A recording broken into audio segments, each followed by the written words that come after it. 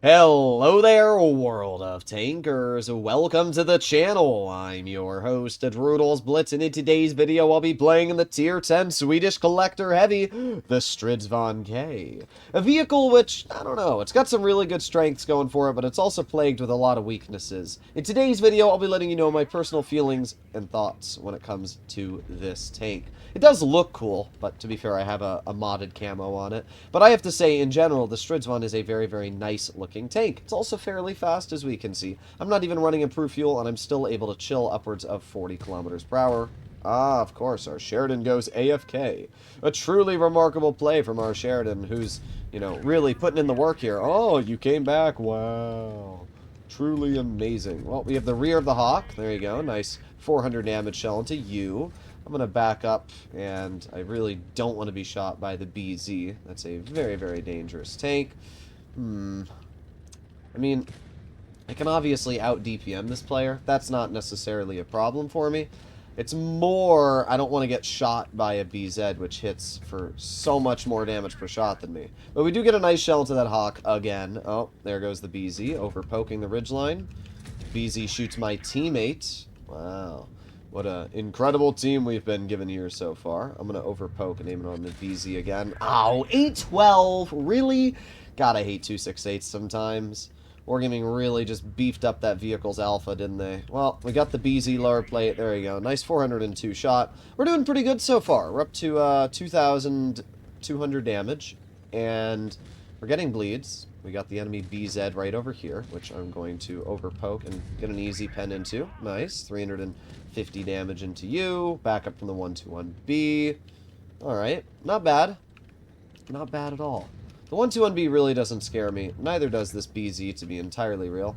Oh, look at that. Easy snap right into that 121B hatch. That didn't go all too well for you now, did it? Now, while this BZ does feature a very, very high alpha damage, I'm not entirely worried about his tank, mainly down to the fact that our team is actually winning quite a bit here. Oh, that's gotta suck for you. That's really gotta suck for you. Oh, you're gonna back up. And not only are you gonna get shot by me, but you're also gonna get farmed in the bootay by the rest of our team. Okay, well, the 121B misses me, and I might regret this, but I'm gonna cross it. Well, we actually didn't end up regretting it. That's a little surprising. Nice shell into the 121B. This is the best part about this Stridsvagn, is that you actually feature good DPM in this tank, so... And because you only have 350 alpha, you out-reload whatever is you're shooting at very, very easily. So we have the 100 here. Nice 438 damaging shell. Reload again. 268's not really a threat for us. There you go. Nice 394. Hovery's going to try and aim it on the 100 and does get the clear. This was a good game, though. And it's definitely a solid example of where the Stridsvagn can actually dominate on a ridgeline and use its capabilities as a big advantage.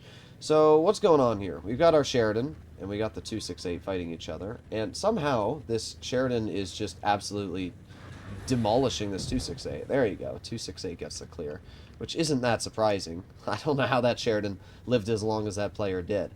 Alright, well, we're going to speed on over here. We've got the rear of the 268, which I'm going to take a quick blind shot at. Well, I know that one didn't hit. Hacks lose. Ah, yes. I always trust when my AFK Sheridans that come back at the last second claim hacks, you know. That's a skilled player there. Well, let's see if we can get some more damage into the... Never mind. As always, the 183 manages to slurp up any fun at the end of the game. We did alright, though. I can't get too mad. I can't get too mad at all. Let's take a look at the post-game results here. We ended up dealing 4,900 damage, blocking 700. And that was a really, really good result. The Stridsvagn K is one of those interesting takes, because on paper, the T95 E6 is kind of just better in every single way. You know, the E6 has more DPM, it's got better penetration, and it has the same combat stabilization mechanic. But there are still some advantages for the Stridsvagn. The biggest one is the hit points, right? I get to run double sandbags on this tank, which means that I can literally sit at 2,600 health, where an E6 is at around 2,400. That is an advantage. It's definitely an advantage when you're going up against mediums, because I can push even more aggressive against medium tanks.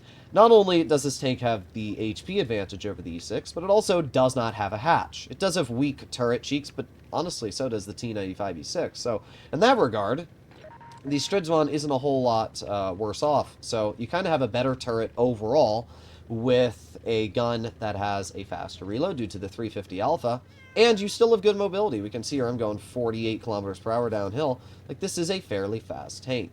So let's head over to the enemy Progetto. Ooh, 50B gets absolutely stompered. Let's aim it on that 50B because okay. I hate 50Bs. Like, there's not many tanks that really annoy me, but 50B turret armor really does. I don't understand why the tank gets half the bounces it does. So we're going to aim it on the Waffenträger. There you go. 410. I don't know what this enemy team's doing. They're already dead.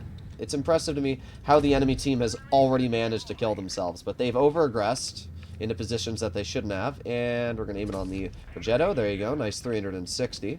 And we do have the 50B, who's obviously playing a bit aggressive. I'm going to ignore that 50B. I'm going to overpoke and get blocked by my CS. Thank you. Must be hard to, look where you're driving. All right, let's aim it on the, let's aim it on the 183. There you go. 438 max roll into his vehicle. Our Conqueror is doing fine, honestly, which is a little surprising. I mean, the game's over already. I don't know what else to say. It's over before it even began. We get a nice shell into the 183 again. And now we're going to speed on over here, aim it on his flat side. There you go, another nice shot. That leaves us with one Tonkerler left. The Rheinmetall Panzerwagen, which we get a nice HE into the side for 381. And we're going to continue to push this player. Let's see if we can get another high explosive out. There you go, 452. That was a pretty good game. That was a 3,800 damage battle. I mean, honestly, I don't have too many complaints about the Stridsvagn K. It's one of those vehicles that it was really, really good when it was first released, and then it got nerfed a bit. But I think after the buffs that Wargaming has given it, it's actually in a pretty balanced state right now. Like, I know there's always going to be people that sit there and say, oh, why would I ever drive this when the E6 exists? But I think the E6 is overpowered currently. I really do. And I don't think the E6 deserves to sit in the state that it is in, where the Stridsvagn is actually a balanced approach to a mobile heavy, right? It has decent DPM, but nothing that's overpowered. Its accuracy is okay, especially with combat stabilization, as you noticed. It's pretty nice when, getting shells into slower tanks. The gun depression is solid. Its mobility, 47 kilometers per hour. It's, nothing about this tank is inherently overpowered, but nothing about it is bad either. And because of that, I find the Stridsvagn to actually be a pretty fun tank. You can obviously let me know your personal feelings, comments, and opinions down below about this vehicle. But personally, I do think that, I don't know, I think people are a lot harsher on it than it deserves to be. Especially because they buffed its heat pen. It now has 330 millimeters of heat pen, which is actually decent. It's enough to cut through an E100 turret. And that was one of the major problems I had with the tank in the past, is that it didn't have, or not heat, APCR. It didn't have enough APCR pen to reliably cut through armored vehicles. But Wargaming did buff its pen a couple updates ago, which I think finally allows this tank to actually do something. But you can obviously let me know your personal feelings, comments, and opinions down below. Either way, hopefully you enjoyed the video, and I'll see you all in the next one. Bye-bye!